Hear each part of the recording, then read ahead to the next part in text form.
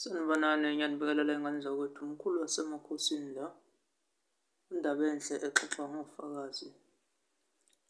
Ney'ngane zakwethu, ngithi nje ngiphinde nginibambe khashana namhlanje. Ke sithi ukuthinta kakhulu kule ndima yaleli jazi elimhlophe khona kuyangibuza ngalo eline-binding e-gold. Ya.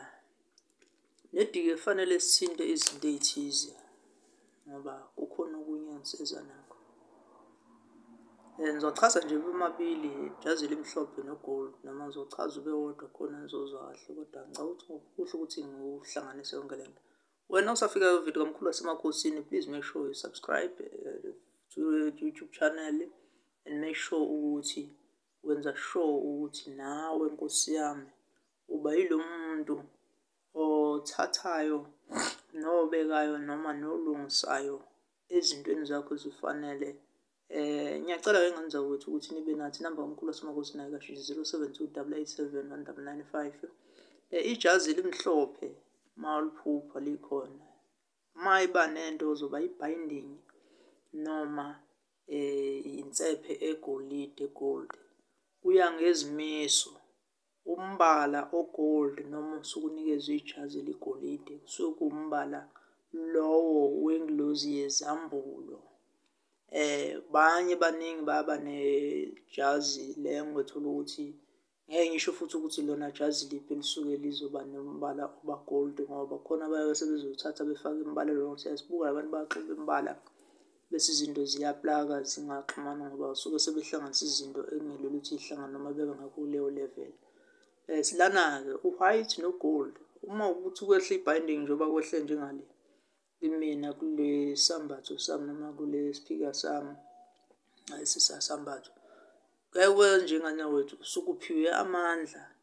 Umuntu omdala noma esidala mengilozi endala esuke iwafuna ukwambulela izimfihlo ezithize.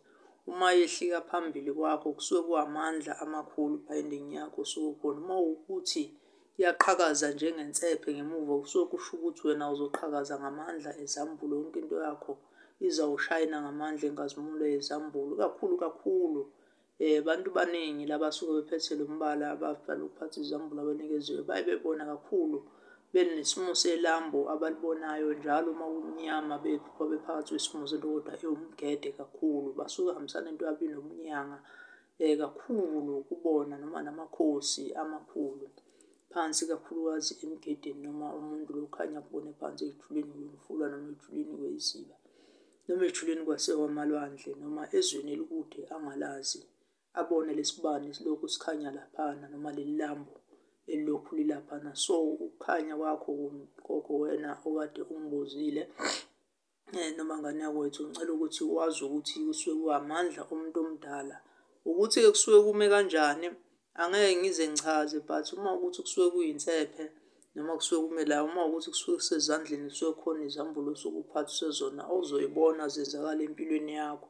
Uma ukuthi kuphansi ngisho ekuhambeni kwakho kuyoba njalo. Uma ukuthi isensepheni lapha noma khona into eyibandage usuke ukuthi kunamandla usuke uzoshayina. Uma ukuthi siphambano siba segolide njalo kunensindiso ezohleka kuwe noma ezawukuma ngawe empilweni yakho. Uma ukuthi sibheke phansi njalo kusho ukuthi kuzokwehlika insindiso from above, from the higher power noma ebangeni elikhulu nawe ongazi ukuthi liqhamukaphi.